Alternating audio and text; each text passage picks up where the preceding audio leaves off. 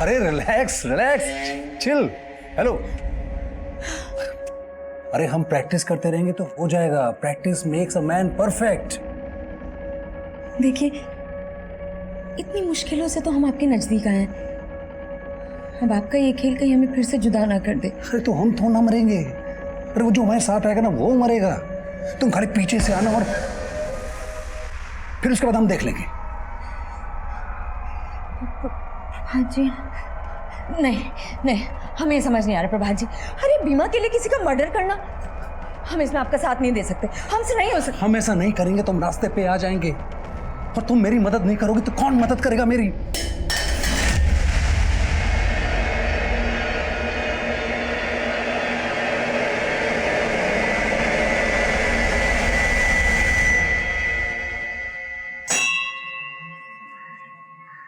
भगवान, हम गलत नहीं हैं क्योंकि आप हमारे साथ हैं।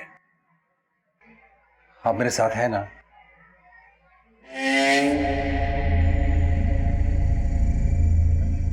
साहब दो ना साहब, कुछ दो ना साहब जी, कुछ दो ना साहब, बहुत भूखा हो साहब जी, कुछ नहीं खाया। भगवान आपकी हर इच्छा पूरी करेगा साहब।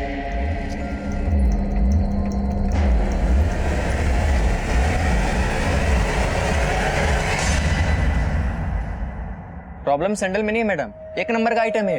अब इतना आप हिलडुल के चलेंगे तो सैंडल तो टूटेगा ना madam. What do you mean by हिलडुल के चलना? मतलब what do you mean to say मुझे चलना नहीं आता है? एक तो रद्दी माल बेच रहे हो, ऊपर से मुझे कर दिखा रहे हो। हाँ?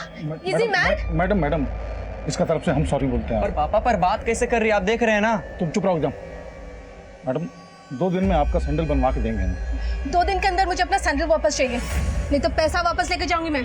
Stupid idiot fools.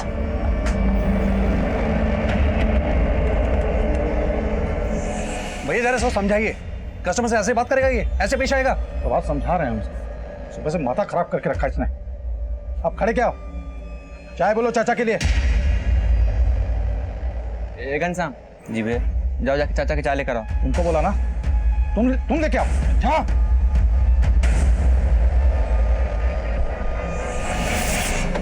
नमस्कार, मैं senior inspector Abhimanyu Jindal, crime petrol Dastak में आप सभी का स्वागत करता हूं। आज जो केस मैं आप लोगों के सामने रखने जा रहा हूं वो कहीं ना कहीं हर आम आदमी से जुड़ा है, जिसकी जिंदगी में अपराध कोसों दूर होता है, लेकिन एक भूल जिंदगी भर का पछतावा बन जाती है। जब कोई सही इंसान गलत राह पर होता है तो उसे समझने की एक दस्तक जरूर मिलती है, लेकिन जब कोई गलत को सही ठहराने की साजिश करता है तो उसके द्वारा उठाया गया हर कदम एक भयानक अंत की दस्तक दे रहा होता है।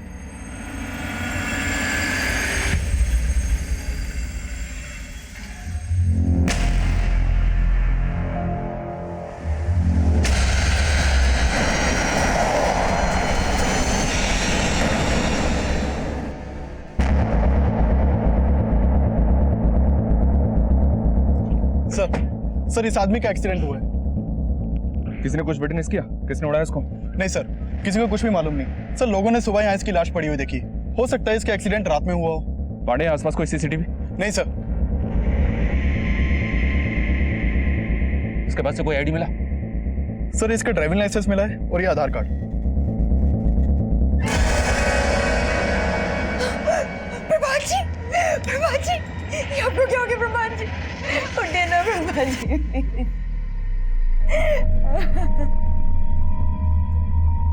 प्रभात रात को 11 बजे दुकान से निकला था। फिर देर रात फोन आया गायत्री का कि वो घर नहीं पहुंचा। हम ढूंढ ही रहे थे कि सुबह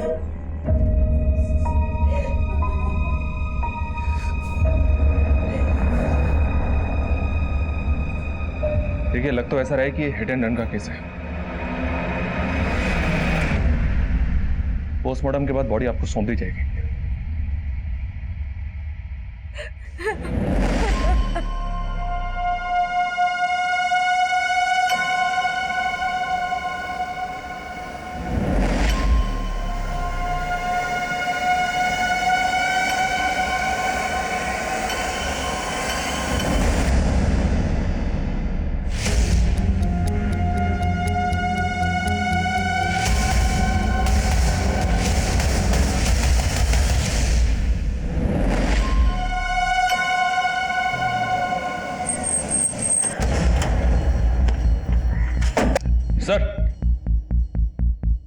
सर 16 मार्च को जो एक्सीडेंट का केस आया था उसके विक्टिम प्रभात की पोस्टमार्टम रिपोर्ट आ गई। देखने से तो लग रहा था कि एक्सीडेंट होगा, पर रिपोर्ट के मुताबिक प्रभात का मर्डर हुआ था। मर्डर? जी हाँ सर, बॉडी पर प्राइमरी इम्पैक्ट पीठ पर है। शायद किसी व्हीकल ने डायरेक्टली प्रभात को पीछे से टक्कर मारी। अगर किसी व्हीकल ने प्रभात की पीठ पर डायरेक्ट टक्कर मारी है, मतलब प्रभात पैदल चल रहा होगा। और cause of death head injury है। पहले प्रभात के सर पर किसी ब्लंट चीज से वार किया गया और फिर उसके सर को टायर से क्रश कर दिया गया और फिर बाइक को वहीं गिराकर क्राइम सीन क्रिएट किया गया, क्योंकि सर उसकी बाइक पर ऐसा कोई डेंट नहीं मिला जो ये साबित कर सके कि किसी गाड़ी ने उसकी बाइक को पीछे से टक्कर मारी। मतलब प्रभात का मर्डर हुआ है और उसे एक्सीडेंट देने की कोशिश की गई है। सर, जिस प्रभात नाम के आदमी की लाश हमें राजनगर में मिली थी, उसका बड़ा भाई आया।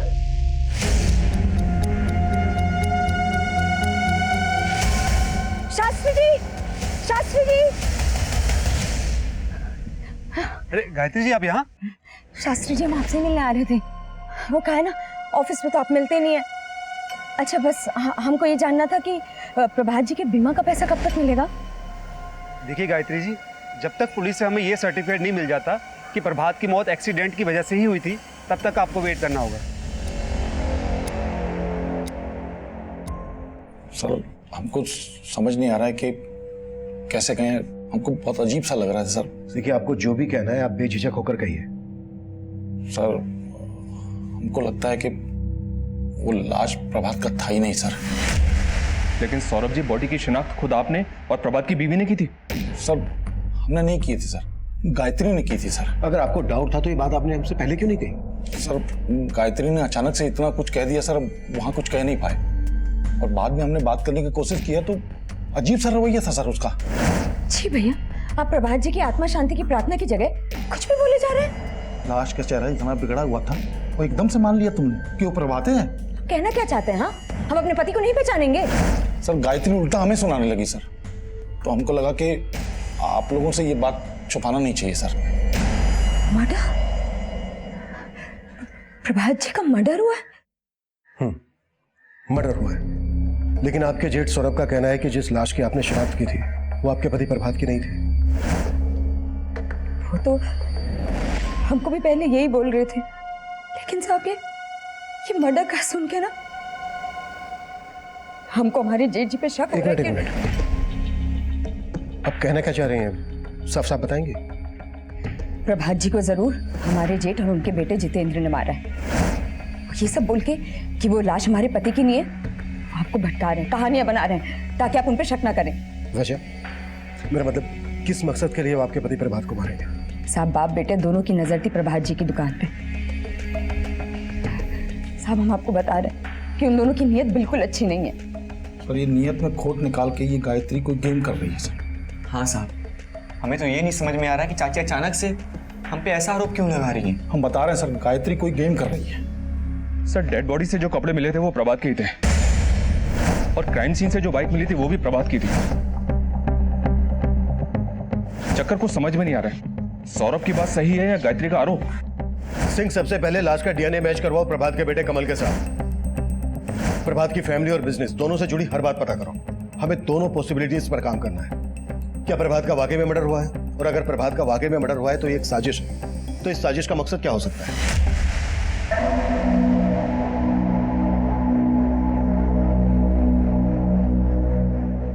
दीदी पानी। दीदी आप टूट जाओगी तो कैसे चलेगा? दीदी रो मत ना दीदी, दीदी सब ठीक हो जाएगा। दीदी आप रो मत। आप रो क्यों रहे हो? अरे कमल बेटा, मम्मी नहीं रो रही, वो मम्मी की ना आंख में कुछ चला गया था। तू ये बता, तू कानपुर चलेगा मामा के साथ? चलेगा ना? दीदी आप कानपुर चलो हमारे साथ। वैसे भी जीजा जी के नहीं हर्ष, हम नहीं जाएंगे, हमें अभी यहीं रहना होगा।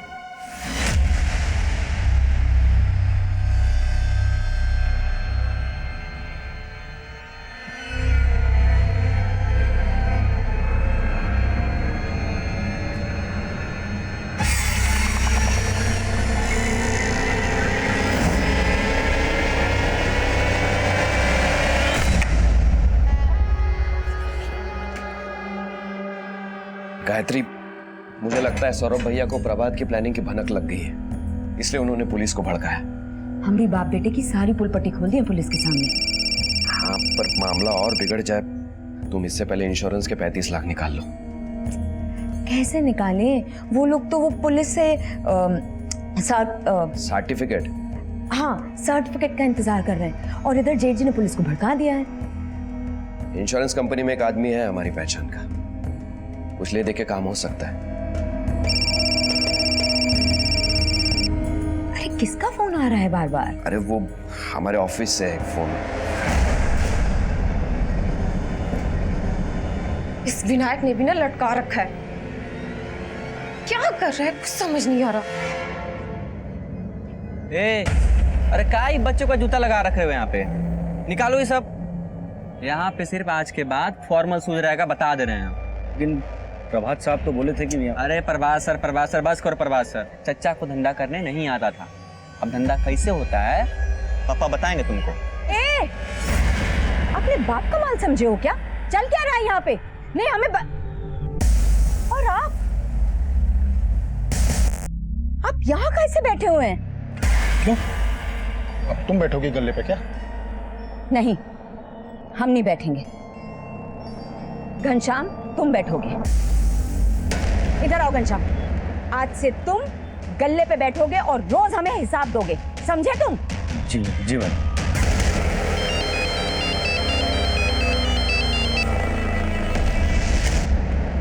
अरे काहे हमें इतना परेशान कर रहे हो आप? अरे परेशानी हमको हो रही है भाभी जी। पूरे 10 लाख रुपए लिए थे प्रभात ने। और एक बात बताइए, वो बीमा वाला पैसा नहीं मिला आपको अभी तक? नहीं मिला है। अगर मिल चुका होता तो हम आपको पैसे लौटा देते ना। लौटाना तो आपको पड़ेगा ही भाभी जी। वो बीमा वाले के पीछे पड़िए और पैसा निकलवाइए। सर, प्रभात की बीवी गायत्री, भाई और भतीजे के कॉल रिकॉर्ड्स में तो शक करने जैसा कुछ नहीं मिला, पर मैं प्रभात के सीए से मिला जो पिछले कई सालों से प्रभात की शू शॉप के अकाउंट्स देख रहा है। उसका कहना है कि कुछ महीनों से प्रभात की दुकान घाटे में चल रही थी। प्रभात ने कई लोगों से कर्जा भी ले रखा था। एक बात और सर, प्रभात ने सिर्फ 3 महीने पहले 35 लाख की एक टर्म इंश्योरेंस पॉलिसी ली थी। तो तुम्हें क्या लग रहा है, ये साजिश इंश्योरेंस पॉलिसी के 35 लाख रुपए निकालने के लिए रची गई थी? पक्का तो नहीं कह सकते सर, हो भी सकता है। इंश्योरेंस पॉलिसी के पैसे लेने के लिए कोई अपना मर्डर प्लान करे, ऐसे एंगल्स कई केसेस में देखने को मिलते हैं। इस केस में भी यही एंगल था। प्रभात ने वाकई में अपनी डेथ प्लान की थी। अरे तो हम तो ना मरेंगे, अरे वो जो हमारे साथ आएगा ना वो मरेगा। लेकिन पोस्टमार्टम से यह साफ हो गया था कि एक्सीडेंट नहीं बल्कि मर्डर था। और यह मर्डर किसका हुआ था, ये खुलासा वाकई में हैरान कर देने वाला था। सर डीएनए रिपोर्ट, इस डीएनए रिपोर्ट के मुताबिक उस लाश का डीएनए प्रभात के बेटे कमल के डीएनए से मैच हो गया।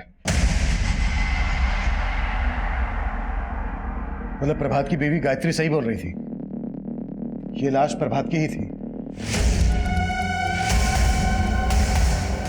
मम्मी अब ठीक लग रहा है?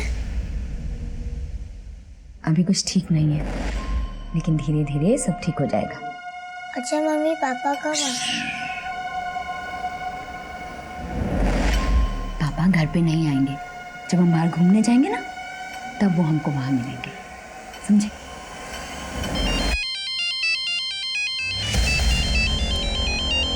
प्रेम,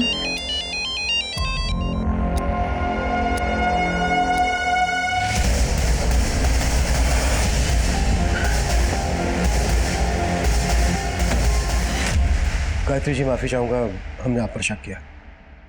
दरअसल आप बिल्कुल सही कह रही थी, वो लाश आपके पति प्रभात की ही थी। आपने अपने जेठ सौरभ और उसके बेटे जितेंद्र पर शक जताया था।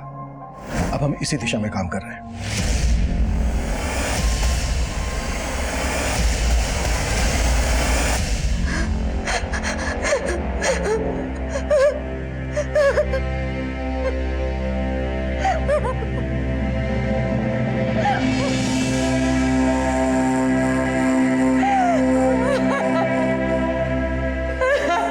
क्या हुआ मम्मी, आप रो क्यों रही हैं? अब कोई भी नहीं है यहाँ।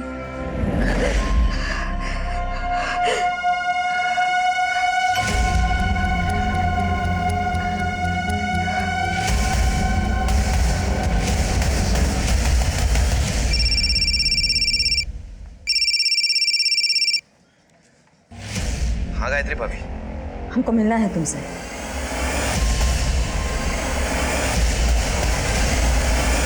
सिंह, अब हमारा फोकस क्लियर है। यह केस प्रभात की हत्या का ही है।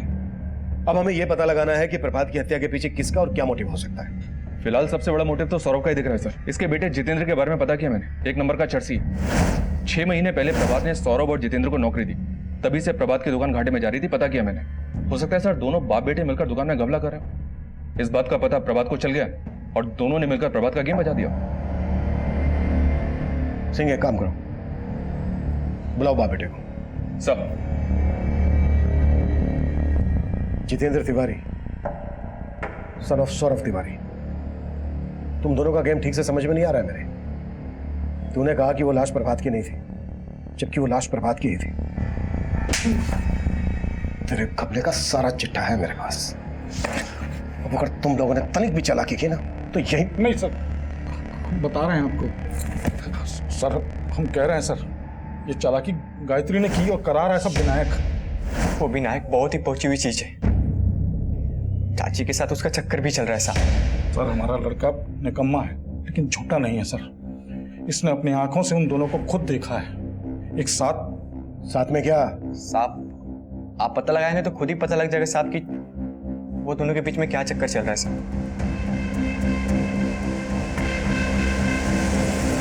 विनायक, अब सर से पानी ऊपर जा चुका है। अगर मुझे पता चला ना कि तुम मेरे साथ कोई गेम कर रहे हो तो तुम्हारे लिए बिल्कुल अच्छा नहीं होगा।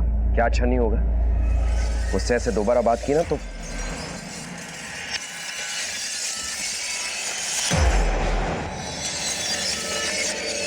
गायत्री भाभी, हमें लग रहा है पुलिस झूठ बोल रही है। भगवान करे यही सच हो। पर प्रभात जी हमसे बात क्यों नहीं कर रहे हैं? भाभी, उसने कहा था ना कि वो कुछ दिन गायब रहेगा, इसीलिए शायद। प्रभात और गायत्री से जुड़ी कुछ बातें पता चली हैं सर। प्रभात की मौत के बाद से ही ये गायत्री इंश्योरेंस कंपनी के लगातार चक्कर लगा रही थी। लेकिन जैसे इंश्योरेंस कंपनी को पता चला कि प्रभात का एक्सीडेंट नहीं उसका मर्डर हुआ था, इंश्योरेंस कंपनी ने गायत्री के क्लेम को होल्ड पर रख दिया। एक और बात पता चले सर, ये विनायक इंश्योरेंस कंपनी के किसी अंदर के आदमी को जानता है, जिसको इसने शायद रिश्वत भी ऑफर की थी। इंश्योरेंस कंपनी में एक आदमी है हमारी पहचान का, कुछ ले दे के काम हो सकता है। साले गल्ले पे बैठा है साला वो।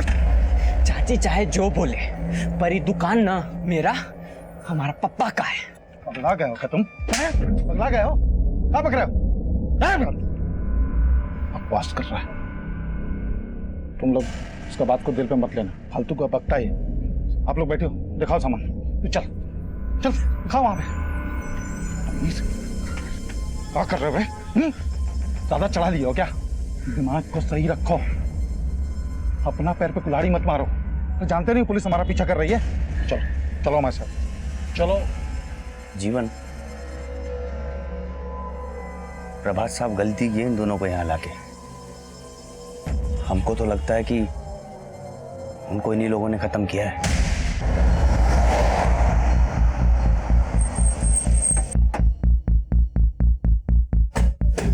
कुछ दिन पहले केस आया था मेरे पास, जिसमें एक पत्नी ने अपने प्रेमी के साथ मिलकर अपने पति को ऊपर पहुंचा दिया। आप ये सब बोलकर साबित क्या करना चाहते हैं हमें? वही जो आपने समझा। आपके और विनायक के बीच। देखिए, आप एक पतिव्रता पे शक करके ठीक नहीं कर रहे हैं। सर, प्रभात मेरा बहुत अच्छा दोस्त था, इसीलिए मैं गायत्री भाभी को मिलता रहता हूँ, और उनको यहाँ संभालने वाला भी कोई नहीं है। और गायत्री को संभालते संभालते ही तूने प्रभात मजाक बना के रख दिया आपने प्रभात जी की मौत का। पहले बोले कि बॉडी उनकी नहीं है, फिर आके बोले कि बॉडी उन्हीं की है, और अब आप सोच रहे हैं कि हम खुद ही मार दें अपने पति को। अगर नहीं तो प्रभात की मौत के तुरंत बाद इंश्योरेंस पॉलिसी के पैसे लेने की इतनी जल्दी क्या थी आपको? अगर पॉलिसी के पैसे जल्दी मिल गए होते ना तो आप और विनायक कभी के रफू चक्कर हो गए होते। आप कुछ भी सोच रहे हैं सर। ए विनायक, चुप बिल्कुल। इंश्योरेंस का पैसा लेने के लिए जो हथकंडे तू अपना रहा है ना, वो सब पता है मैं। कैसे हथकंडे सर? मैं तो बस चाहता था कि गायत्री भाभी को इंश्योरेंस के पैसे जल्द से जल्द मिल जाए। आपको उसकी फाइनेंशियल हालत का अंदाजा भी है? अंदाजा है हमें, और सब समझ भी रहे हैं। सब गलत समझ रहे हैं साहब, आप सब गलत समझ रहे हैं। एक तरफ आप पीछे पड़े और दूसरी तरफ वो प्रेम हमारे पीछे पड़ा रहता है। प्रेम? ये प्रेम कौन है? जी वो प्रभात जी ने 10 लाख रुपए ब्याज पर लिए थे प्रेम से। उनकी मौत के बाद उस प्रेम ने जीना आराम कर दिया हमारा। लौटाना तो आपको पड़ेगा ही भाभी जी। वो बीमा वाले के पीछे पड़िए और पैसा निकलवाइए। इस प्रेम को पहले से पता था कि प्रभात ने 35 लाख रुपए का बीमा लेकर रखा था अपना।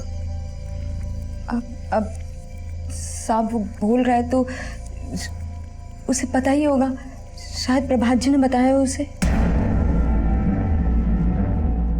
हाँ तो क्या हुआ पैसों करे?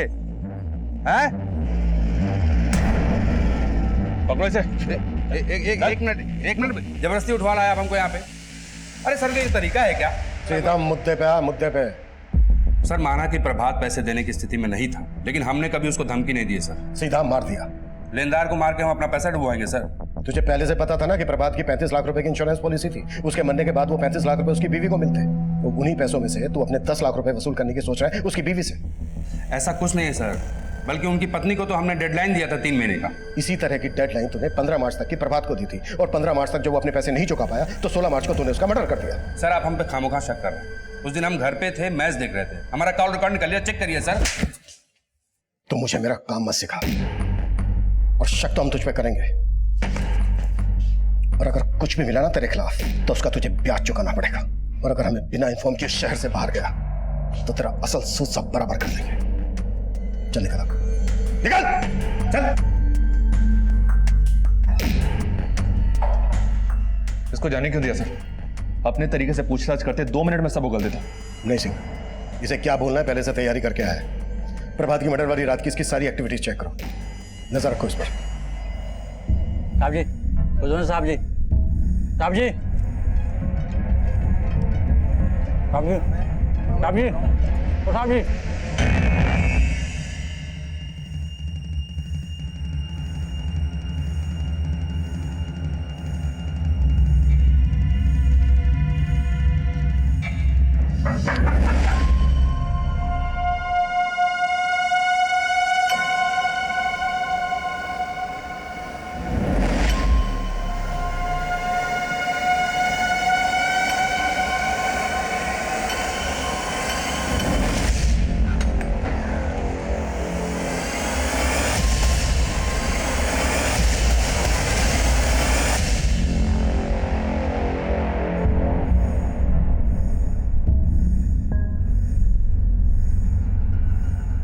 सर दुकान के एक सप्लायर का पेमेंट करना था, तो सुबह दुकान जाने से पहले हम गायत्री के पास पेमेंट का बात करने गए सर।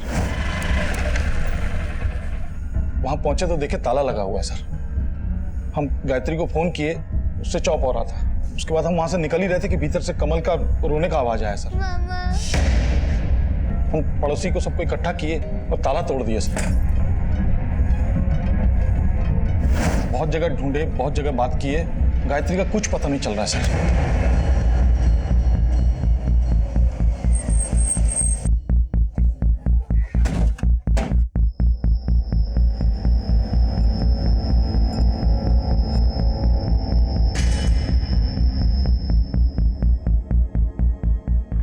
कमल बेटा एक बात बताओ, रात को मम्मी से कोई मिलने आया था? आपने कुछ देखा, कुछ सुना? मम्मी ने हमें रात को ही सुला दिया था, और जब हम सुबह उठे तो मम्मी नहीं मिलती। मम्मी कहाँ है? सर अंदर रूम में ये कुछ डॉक्यूमेंट्स मिले हैं सर। ये तो प्रभात के इंश्योरेंस के पेपर है।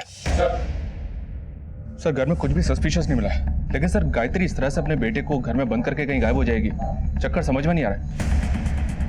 सिंह, ये विनायक और गायत्री की चाल भी हो सकती है। शायद गायत्री अपने बेटे कमल को घर पर छोड़कर इसलिए गायब हुई होगी ताकि हमें लगे कि गायत्री खुद से गायब नहीं हुई है, बल्कि किसी ने उसे गायब किया है। सिंह, पड़ोसी से पूछताछ कर।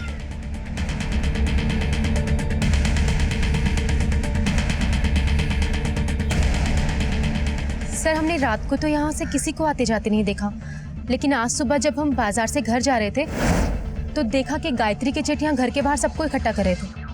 हम वहाँ पहुँचे तो पता चला कि कमल अंदर बंद है और बाहर से ताला लगा है, मगर फिर गायत्री के जेठ ने पत्थर मार के ताला तोड़ दिया। Thank you sir. पांडे ने गायत्री के कॉल रिकॉर्ड चेक किया। गायत्री को लास्ट कॉल रात को 10 बजे उसके भाई हर्ष ने किया था। फिर गायत्री का फोन ट्रैवल हुआ प्रभात की दुकान वाली एरिया की तरफ। फिर उसी एरिया में तकरीबन रात को 1 बजे गायत्री का फोन स्विच ऑफ हो गया। रात के 1 बजे गायत्री अपनी मर्जी से तो उस एरिया में जाएगी नहीं, सिंह, उस एरिया का डम डेटा स्टडी करो, देखो उसमें कोई सस्पिशियस नंबर मिलता है क्या। और कल रात गायत्री के भाई हर्ष ने गायत्री को फोन किया था, बुलाओ उसको। तब तक सौरभ से बात करते हैं। सर आप हम पे शक कर रहे हैं, हम आपकी मदद कर रहे हैं सर। हम बच्चे को लेके आपके पास आए और आप बताइए सर, रात को 1 बजे हम दुकान पे क्या करेंगे? हम टाइम से सो जाते हैं, चाहे तो पता कर लीजिए आप। हमें क्या क्या पता करना है और क्या क्या नहीं करना है वो हम पता कर लेंगे। फिलहाल हमें यह पता है कि गायत्री का फोन दुकान वाले एरिया में रात के 1 बजे तक एक्टिव था। तुम उसी दुकान पे काम करते हो ना? हाँ सर काम करते हैं, लेकिन 24 घंटे वहां थोड़ी रहते हैं सर। वो जीवन और घनश्याम रात को वहीं सोते हैं सर। अगर गायत्री रात को 1 बजे गई होगी तो उनसे जरूर मिली होगी सर, पता करिए सर आप। सर ये सौरभ अपना बैकअप प्लान तैयार रखता है, लेकिन ये भी तो हो सकता है कि इस बार ये सच बोल रहा हो। इन जीवन और घनश्याम को उठा लाओ। सर गायत्री का भाई हर्ष आ गया है। सर हमारी दीदी कमल को रात को अकेला छोड़ के कहीं जा ही नहीं सकती सर। आप पता तो कीजिए, जरूर कोई गेम कर रहा है। तुम्हारी दीदी को कल रात 10:15 बजे तुमने फोन किया था, तब कहाँ थे तुम? कानपुर में सर। जीजा जी के मर्डर के बाद से हम रोजाना दीदी को फोन करते हैं। कल रात को बात क्या हुई थी तुम्हारी गायत्री से? हाँ हर्ष बोलो। दीदी अपना अकाउंट नंबर SMS कर दीजिए। क्यों? वो कुछ पैसे ट्रांसफर करने हैं आपको। नहीं हर्ष, तुम चिंता मत करो, हम संभाल लेंगे। सर हमारी दीदी बहुत स्वाभिमानी है, हमारी तो कभी मदद ही नहीं लेती। अच्छा, जब तुम्हारी कल रात बात हुई तुम्हारी दीदी से तो तुम्हें कुछ खटका, तुमने कुछ नोटिस किया, कुछ अजीब लगा तुम्हें? सर उनकी आवाज से ऐसे ही लग रहा था कि वो बहुत परेशान थी। कुछ बताया गायत्री ने क्यों परेशान थी वो? सर हमने पूछा उनसे, लेकिन उन्होंने कुछ भी नहीं बताया।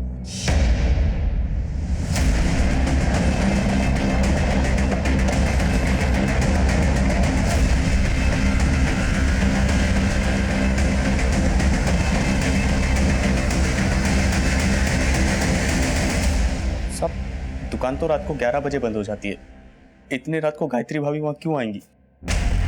गायत्री का फोन वहीं दुकान के एरिया में बंद हुआ था और तुम दोनों दुकान पर ही सोते हो। अगर कुछ भी छुपा रहे हो, कुछ भी, तो अभी बता दो, नहीं तो यहीं काट दो। सर हम कुछ नहीं छिपा रहे हैं सर। माना कि हम सोते हैं दुकान में, लेकिन जितेंद्र भी तो आए दिन दुकान में आता रहता है ना जी। हाँ साहब, वो रोज रात को दुकान में आके नशा करता है। वो कल रात को भी 1 बजे के करीब आया था और फिर वो चला गया, लेकिन गायत्री भाभी को वहां नहीं देखा हम लोगों ने। सर गायत्री के घर के आसपास के एरिया का डम डेटा चेक किया। जिस रात गायत्री गायब हुई तब वहां विनय का नंबर एक्टिव था और विनय के नंबर से प्रभात के नाम पे रजिस्टर्ड एक दूसरे नंबर पे कॉल किया गया था। प्रभात का दूसरा नंबर? जी हाँ सर, यह नंबर चेन्नई में एक्टिव था लेकिन अब बंद है। चेन्नई में प्रभात का दूसरा नंबर कौन यूज कर रहा होगा? पता नहीं सर, कहानी को समझ में नहीं आ रही। सब समझ में आएगा सिंह।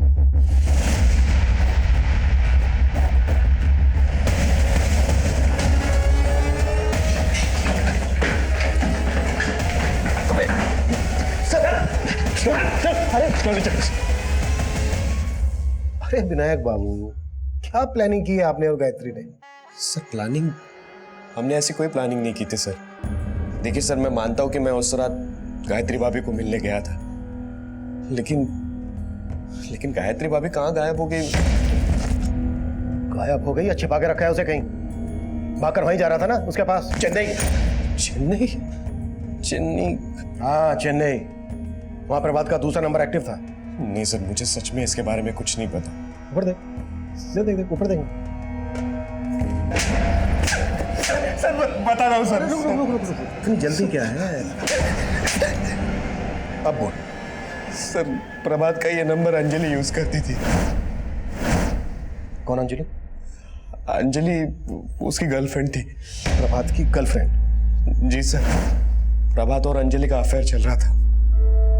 वो प्रभात की कस्टमर थी और दोनों में प्यार हो गया था।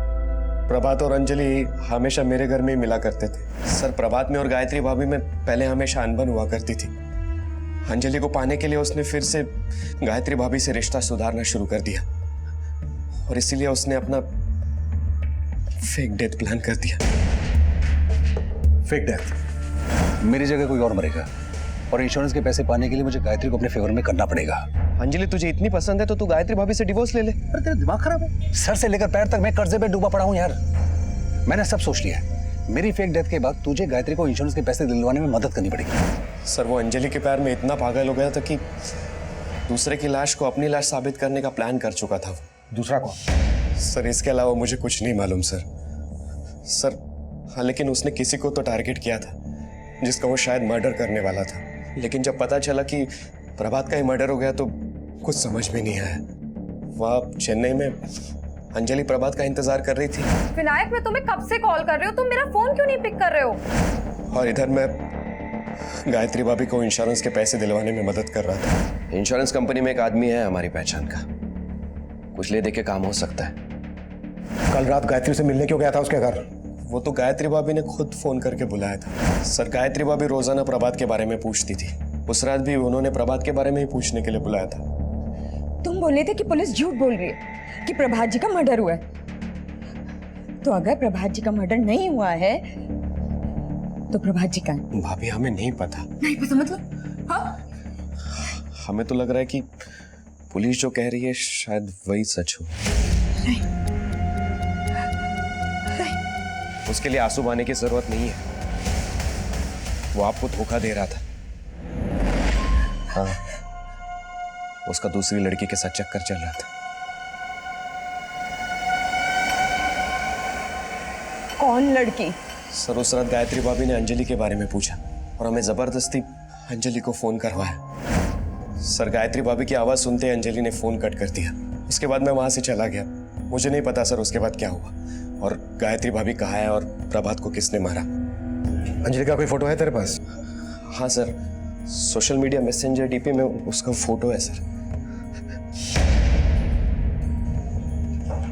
सर हाईवे के पास एक औरत की लाश मिली।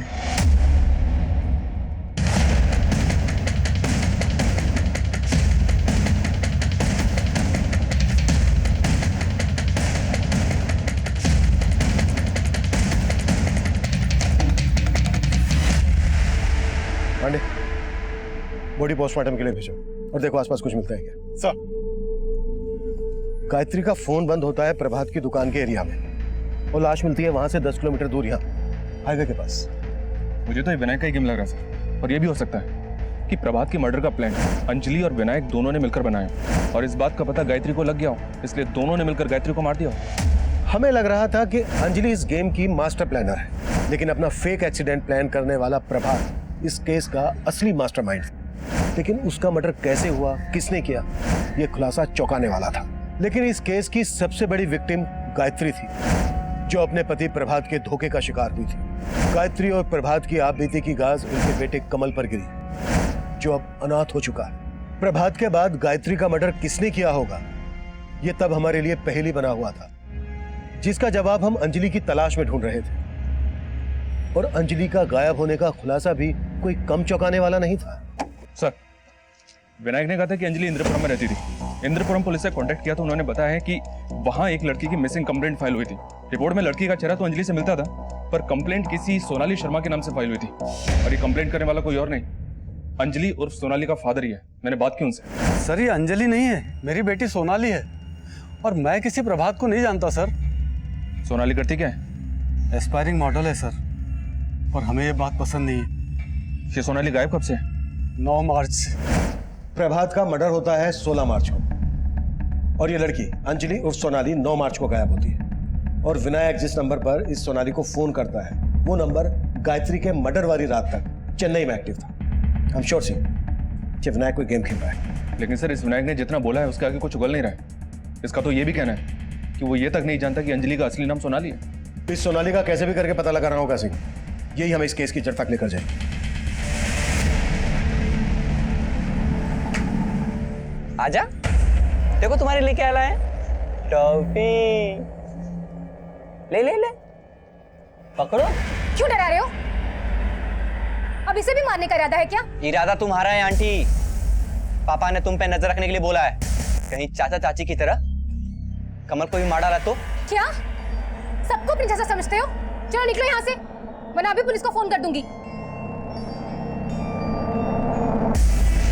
सर पोस्टमार्टम रिपोर्ट के मुताबिक गायत्री की मौत गला दबा के हुई उस रात तकरीबन 12 बजे के आसपास। गायत्री का मर्डर होता है रात के 12 बजे और गायत्री का फोन प्रभात की दुकान वाले एरिया में बंद होता है रात के 1 बजे। मतलब साफ है सिंह, गायत्री के मर्डर के बाद उसका फोन पर्पसली उस एरिया में ले जाया गया। सर चेन्नई पुलिस ने सोनाली का पता लगा लिया है उसे अरेस्ट भी कर लिया है। कल सुबह तक वो हमारी कस्टडी में होगी। गुड। सर ना मैंने प्रभात को मारा है और ना ही गायत्री को। सर मैंने कुछ नहीं किया। कुछ नहीं किया? नाम बदलकर एक शादीशुदा आदमी को अपने प्यार के जाल में फंसाया और उसे इतना बरगलाया कि वो अपनी सीधी सादी बीवी को छोड़कर तुम्हारे साथ भागने के लिए तैयार हो गया। बोलती है कुछ नहीं किया। और क्या क्या किया है? खुद बोलोगी या बुलवाएं तुमसे? मीरा। एक मिनट सर मैं बताती हूँ। सर ये सब मैंने अपनी मर्जी से नहीं किया। मुझे हर्ष ने बोला था उसके जीजा जी को फंसाने के लिए।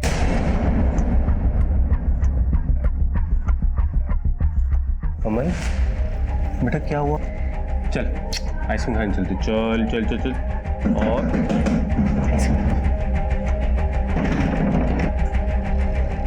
सर हमारा और सोनाली का अफेयर बहुत पहले से था।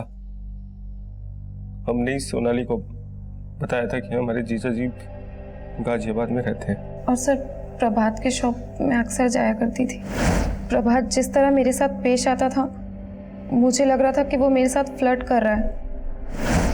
और जब मुझे पता चला कि प्रभात हर्ष की जीजा है तो वो प्लान हर्ष ने ही बनाया था। कैसा प्लान? कैसा प्लान? हमें लगता था कि हमारे जीजा के पास बहुत पैसा है, हमें पैसे की जरूरत थी सर।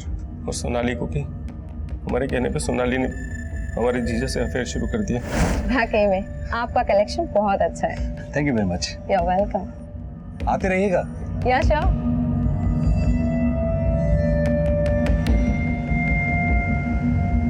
प्रभात ने मुझे फोन करने में जरा भी देरी नहीं की। तो प्रभात के घाटे और कर्ज लेने की वजह यह थी कि वो तुम पे पैसे उड़ा रहा था। हाँ सर, लेकिन प्रभात के फेक एक्सीडेंट का प्लान प्रभात ने खुद बनाया था। हमने उसका मर्डर नहीं किया। मैं तो तब चेन्नई में थी। लेकिन हर्ष यही था। जिस रात गायत्री का मर्डर हुआ उस रात तो कानपुर से यहाँ गाजियाबाद आया था, सब पता लगा लिया हमने। अब तो खुद बोलेगा या फिर?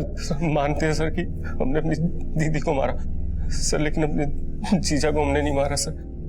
विनायक ने हमारी दीदी को सोनाली के बारे में सब कुछ बता दिया था। उस रात दीदी ने हमें फोन किया और सोनाली के बारे में बात करने लगी। तुम्हारे जीजा जी का कहीं चक्कर चल रहा था, वो हमको धोखा दे रहे थे। क्या बोल रही हो दीदी? ऐसा कुछ नहीं, आप बेवजह परेशान हो रही है। ऐसा ही है हर्ष। हमें विनायक ने बताया सब कुछ। कोई लड़की है अंजलि नाम की, चेन्नई में रहती है। हमें लगता है कि ये सब ना उसने ही किया।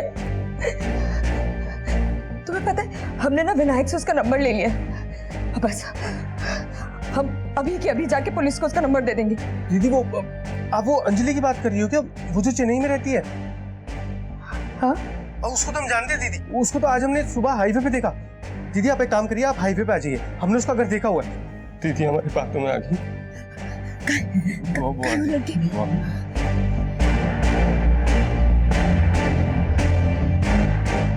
हर्ष तो एकदम अंधेरा जंगल है। वो लड़की का है हर्ष। सॉरी दीदी। सॉरी क्यों? और गायत्री को मारने के बाद तू गायत्री का फोन लेकर प्रभात की दुकान वाले एरिया में गया। तुझे लगा कि हम सौरभ और उसके बेटे जितेंद्र पर शक करेंगे। हाँ सर, लेकिन हमने अपने जीजा को नहीं मारा सर। सर हमारा प्लान तो ये था कि जब हमारा जीजा हमारी गायत्री दीदी से इंश्योरेंस का पैसा लेकर उनको डिच करेगा तो हम अपने जीजा को डिच करके भाग जाएंगे सर। और तेरा जीजा प्रभात किसी और को डिच करके उसे मारना चाहता था। कौन था वो आदमी? सर प्रभात रोजाना एक मंदिर जाते थे। वहां पर एक बंसी नाम का भिखारी है। भगवान आपकी हर इच्छा पूरी करेगा साहब। प्रभात अपने फेक एक्सीडेंट के लिए उसे बलि का बकरा बनाना चाहता था और मुझे लगता है सर ये उसी ने किया है। प्लान के मुताबिक जब प्रभात चेन्नई नहीं आया तो मैंने हर्ष को कहा उसका पता करने के लिए। सब पहले तो बंसी गायब था, लेकिन फिर जब हमको मिला तो बिल्कुल नए कपड़े डाला हुआ था सर। सच का पता करने के लिए हमारे से हाथापाई तक हुई, लेकिन वो भाग गया। सर हमें पक्का लगता है कि उस बंसी ने प्रभात को मारा है। जब उसे पता चला होगा कि प्रभात उसे मारना चाहता है तो उसने ही प्रभात को मार दिया होगा। हमने उस भिखारी को ढूंढने की कोशिश की, वो हमें नहीं मिला, गायब था। हमने उसके झोपड़े का पता लगाया तो हमें मालूम हुआ वहां उसने काफी पैसा छुपा कर रखा था। इससे पहले कि हम इन कड़ियों को ठीक से जोड़ पाते, हमें एक और चौंकाने वाली खबर मिली। सर, प्रतापनगर पुलिस को एक लाश मिली। लाश की शिनाख्त तो नहीं हो पाई, पर बंसी के स्केच से बहुत मैच करती है। इसकी बॉडी पर काफी ब्रांडेड कपड़े भी मिले। सिंह, इन कपड़ों पर जो टैग लगाया ना, इस टैग के बारकोड से यह पता लगाओ कि ये कपड़े कहां से बेचे गए और किसने खरीदे। Right sir. ये देखिए, नया माल दिखा रहे हैं आपको, फ्रेश एकदम।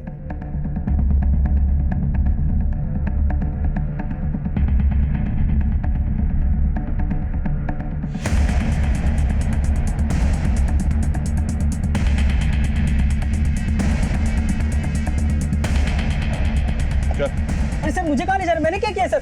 बंसी के लिए कपड़े तूने खरीदे थे ना? बंसी? सर लेकिन सर आप लोग क्या कर रहे हैं, हमें कुछ समझ में नहीं आ रहा है। सीसीटीवी में बंसी के लिए कपड़े खरीदता हुआ दिखा है तो? सर कौन से कपड़े सर, हमने नहीं खरीदे। ऊपर दे। Sir sir sir sir, sir बताते हैं सर, मारिए मत, बताते हैं।